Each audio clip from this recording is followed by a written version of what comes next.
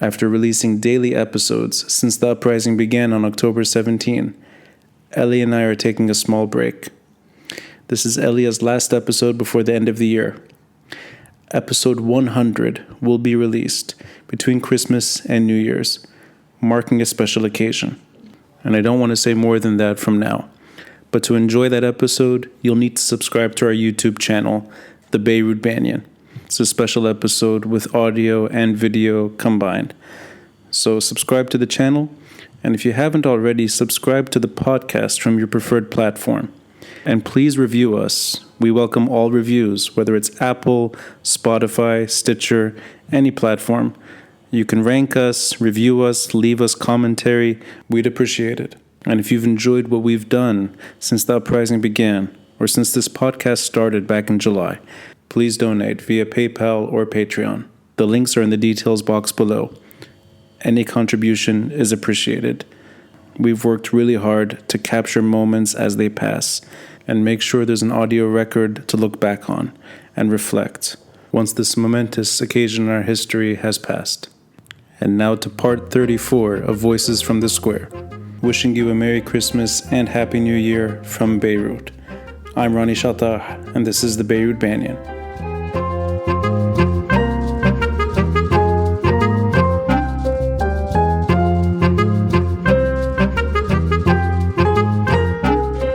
I'm Elia Haber for the Beirut Banyan. This is the last episode I'm releasing before we go on a holiday break. To my friends, this will mean I won't always have my backpack with me. And to you and me, it's a chance to digest and look back in a couple of weeks if a new government will be formed. In this last episode, Ramzi and I look back at his take on week 3. We sat down prior to a discussion held by Dan Azzi, and I'd like to think I caught him in a still positive mood. Here's us listening back and commenting as we go. Based on what you said, you've been active for a while. Do you think this set of demonstrations is unique in any way? First of all, it's unique because nobody decided that this is going to happen and nobody expected this to happen. It just grew out of its own and got bigger and bigger. So this is unique. It's unique because of the size of the demonstrations and the numbers of people who have participated. It's also unique because you cannot categorize it. There are people from all sorts of life, young and old, and families and kids, and music and art, and everybody's down. Especially in the last few days, the student movements got very active and made us all very happy.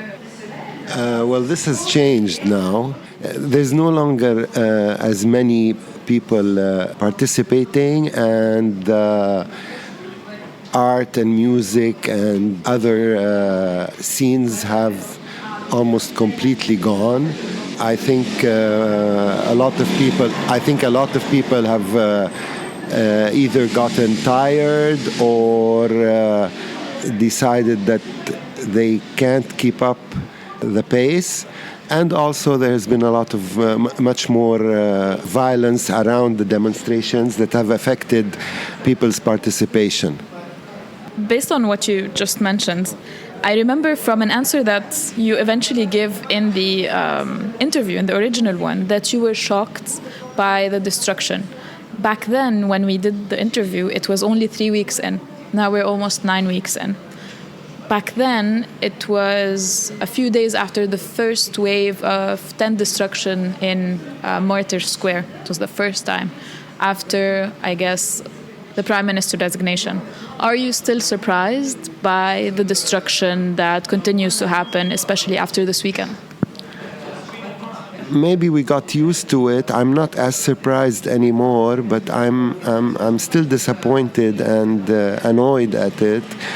It just shows how much we need to work on our concept of citizenship and concept of all being in this together as a country. And unfortunately, there are so many distractions from that, politically, economically, sectarianly, that it's very hard to to feel that we can achieve more cohesion or unity. I can understand all the violence, but I don't accept it. Okay, let me push you on what you just said. You said that we still need to work on the concept of all being in the same country. I need concrete examples from you. What do you think didn't work in the messaging of this revolution that the people everyone was trying to target didn't feel that this revolution was also for them? What do you think was the problem? What was the key that we're missing, or multiple keys? I don't think there was enough messaging from the revolution side. Maybe there should have been more messaging, but I think the main issue was the counter messages that were coming from the other side. You know, the sectarian, the fake news, the accusations. So it's not only what the revolution should have done or the messaging, it's also the counter messaging, I think, that is really affecting us, especially the sectarian rhetoric. I'm with you on that. But is this anything new, the counter messaging? Is this something that you didn't see coming? I know you saw that coming. I know I saw it coming. What's the concrete thing that could be done to enhance the messaging, to convey to people that this is actually for everyone? It's not something, an illusion that we're trying to create. It is. What do you think in communication is not working at this stage? First of all, there is no platform for communicating what the revolution is about. There's no leadership, there's no consensus among the parties that are revolting. So it is hard to plan a communication strategy or a communication theme. And it's very hard to have the other side listen to you.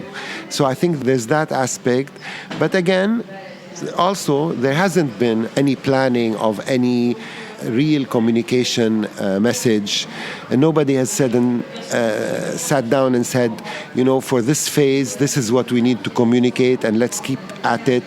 Different sides and different parties are each communicating their own thing, and it's mainly reactive communication and not proactive communication.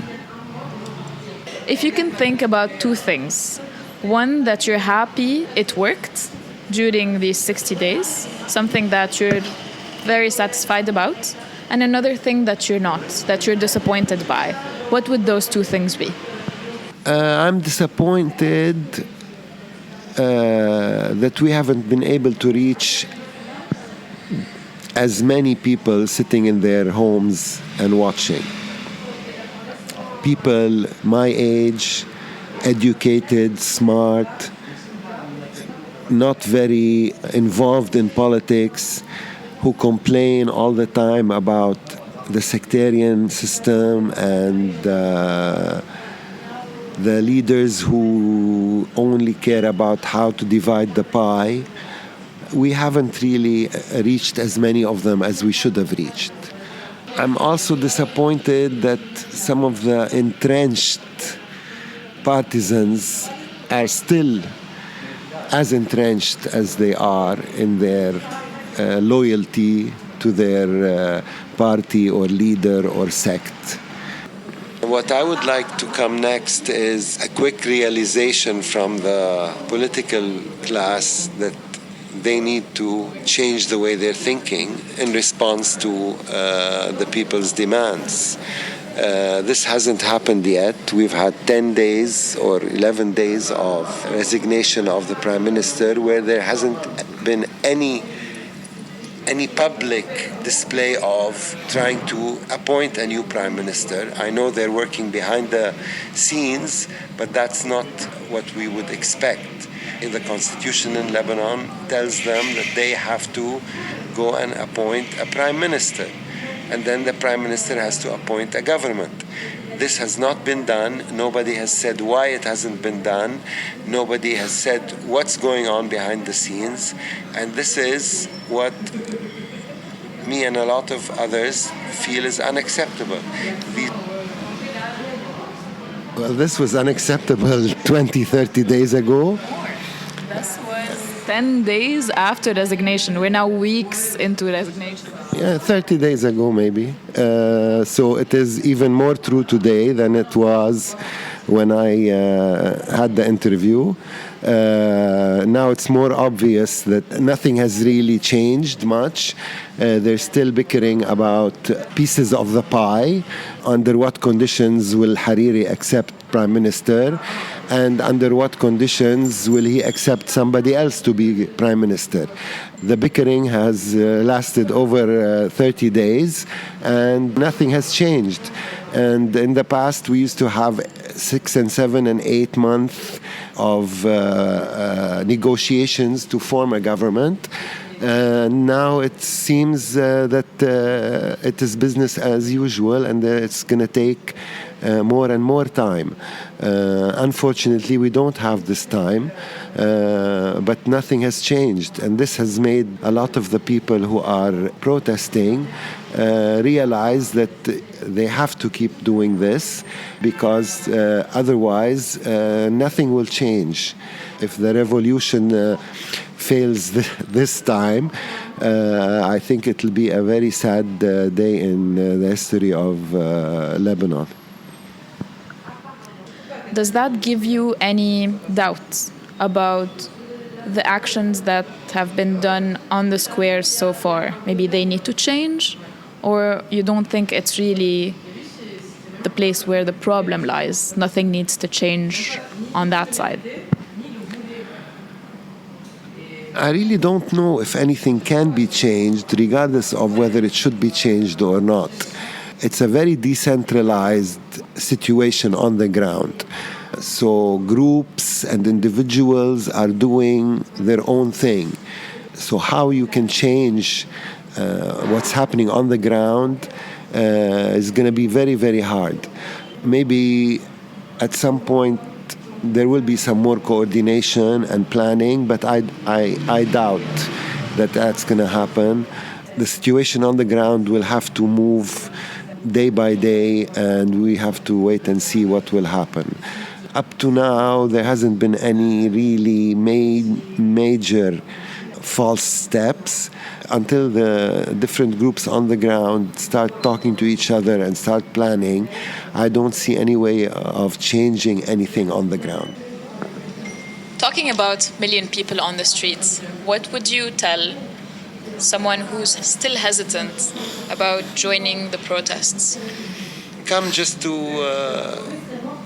get a first-hand view, so that you don't make your opinion based on what you hear on the news or what you hear other people telling you.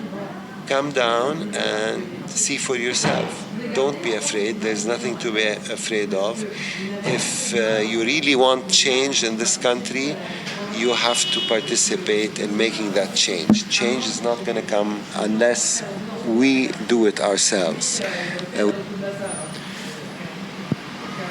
I would still say come and see for yourself, but now I realize that all the violence that has occurred, especially in the past few days, is going to be a huge obstacle for a lot of people. It is very hard for me to expect the masses to come down when there's been tear gas and violence happening on a regular basis, at least the past few days.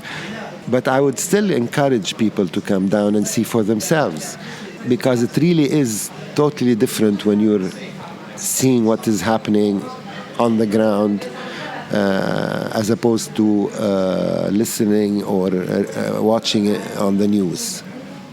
I hope they would remember that this was the beginning of a huge change in our country. And if that's not what they remember, or if that doesn't happen, let them remember that there were 1 million people trying to do something at a certain time in our history, and that this should never go away, and there will be another opportunity if this opportunity does not achieve what we wanted to achieve. It's very hard for me to remember that there were 1 million people on the streets. It seems like it was decades ago. But yes, it's important to remember that, and it's important to continue to try to change this country. I think it's still not too late. Even if we don't achieve all the change we want, we should at least try to get some change. And I think we've already changed the way people think and also the way people are acting. But there's still hope. I think there's still hope. Maybe we will see another 1 million people in downtown after a bad attempt at forming a government, hopefully soon. I'm not sure about that, but I hope that can happen. Elia Haber signing off from Martyrs Square for the Beirut Banyan.